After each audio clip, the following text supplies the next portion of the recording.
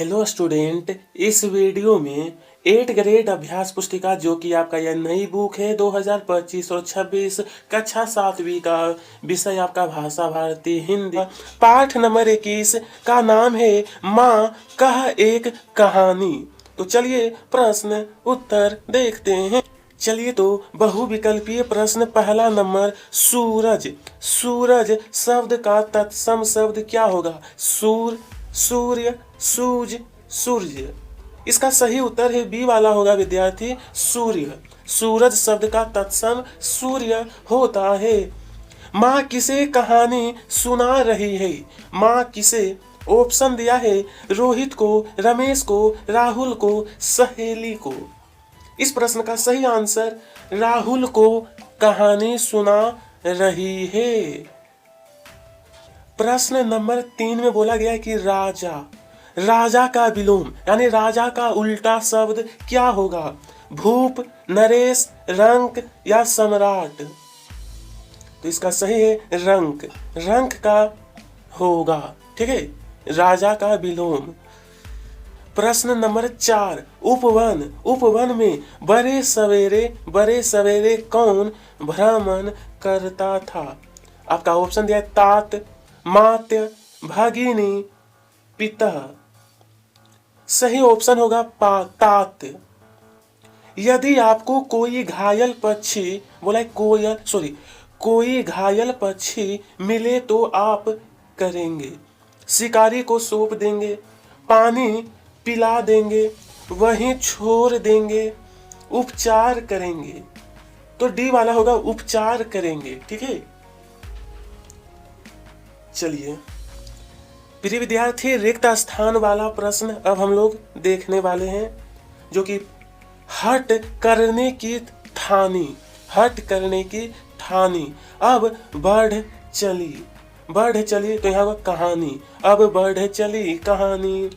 दोनों अपनी बात लेकर न्यायालय में गए। व्यापक शब्द का विलोम, ये जो व्यापक शब्द है ना, इसका विलोम होता है सीमित। पानी का पर्यायवाची, तो पानी का पर्यायवाची जल भी होता है।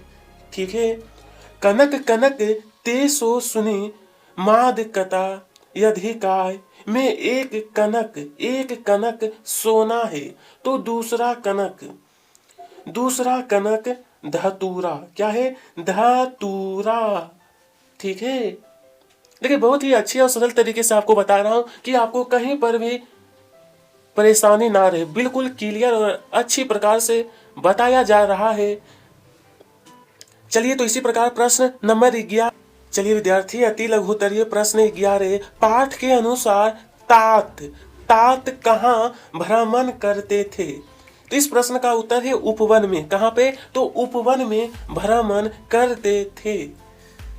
प्रश्न नंबर 12 वर्ण के फूल खिले थे, झलमल कर हिम बिंदु झिले थे। पंक्ति में योजक चिन्ह वाले शब्द को लिखिए। यहाँ पर ध्यान दीजिए, योजक चिन्ह देखिए यहाँ पर है, बीच में जब ये चिन्ह होता है ना, तो इसी को कहा जाता है योजक चिन्ह। यहाँ पर भी देखिए चिन्ह लगा हुआ है, यहाँ पर भी चिन्ह लगा हुआ है। तो वर्ण हिम बिंदु, ये आपका योजक चिन्ह वाले शब्द हैं।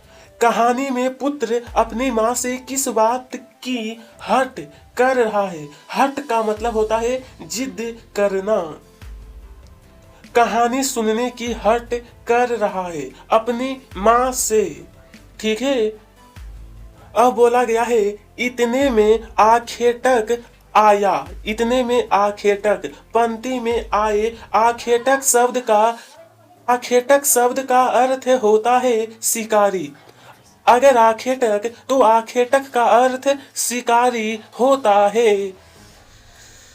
लघुत्तरीय प्रश्न 15 में कहा है ना कि उपवन में हंस सहसा नीचे कैसे गिरा? शिकारी द्वारा घायल होने के कारण। किसके द्वारा? शिकारी द्वारा घायल होने के कारण उपवन में हंस नीचे आकर गिरा। ठीक है, चलिए अब बोला हुआ विवाद सदैव निर्दय में उभय आग्रही थे स्व विषय में गई बात तब न्यायालय में, उपयुक्त पंक्तियों का भावार्थ, ये आपका पंक्ति है, इसका अर्थ बताना है।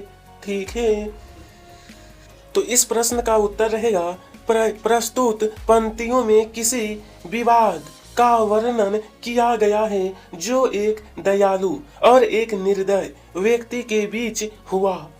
दोनों ही अपने अपने विषय पर दृढ़ थे, जिसके कारण यह विवाद अंततः न्यायालय तक पहुंच गया। यह विवाद क्या हुआ? अंततः न्यायालय तक पहुंच गया। ठीक है, चलिए विद्यार्थी, प्रश्न नंबर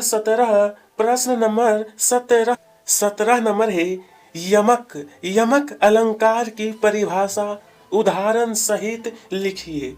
प्रिय विद्यार्थी, जब किसी काव्य में एक ही शब्द का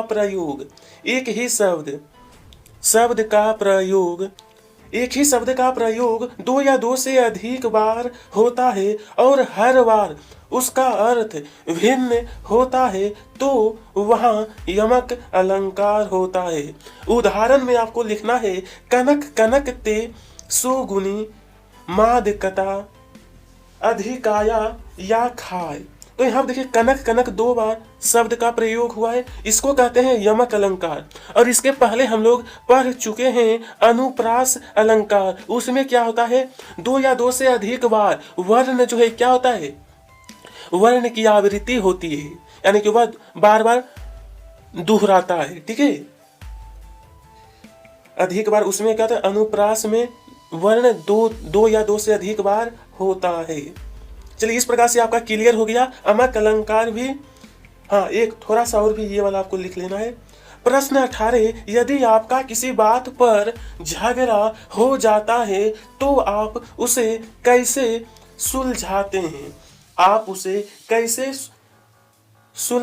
हैं? चलिए तो इसका उत्तर देखते हैं। प्रश्न नंबर 18 में बोला है यदि आपका किसी बात पर झगड़ा हो जाता है तो आप उसे कैसे सुलझाते हैं?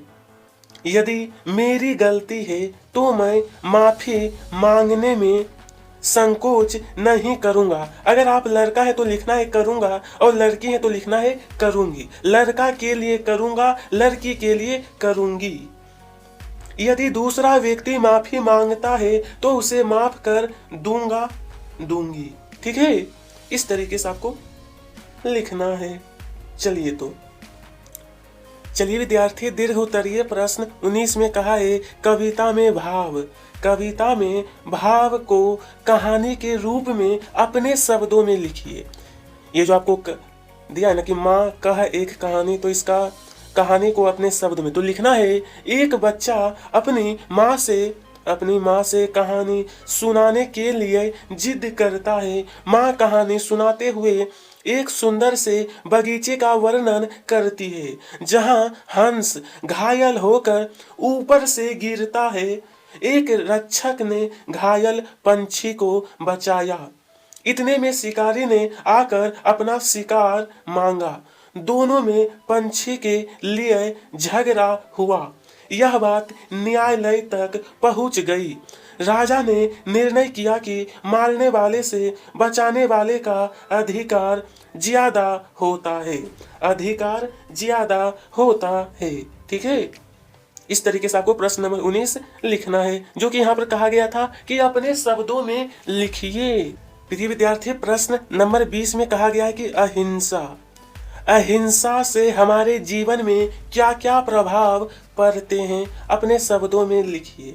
अपने शब्दों में अहिंसा का पालन करने से मन में शांति आती है, हमें क्रोध, घृणा और प्रतिशोध जैसे नकारात्मक भावनाओं से मुक्त करती है तथा सत्य, प्रेम, करुणा और न्याय जैसे नैतिक मूल्यों को बढ़ावा देती है। अहिंसा हमें संघर्षों और समस्याओं को सुलझाने के लिए रचनात्मक और शांतिपूर्ण तरीकों का उपयोग करने के लिए प्रेरित करता है।